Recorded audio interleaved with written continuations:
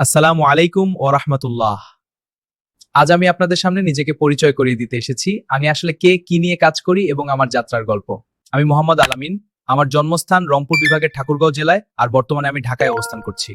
পেশাগতভাবে আমি একজন professional online business ও Facebook marketing expert এবং সোশ্যাল মিডিয়া সার্ভিস প্রোভাইডার। পাশাপাশি আমি ফেসবুক বিজনেস ও মার্কেটিং ট্রেনিংও প্রদান করে থাকি।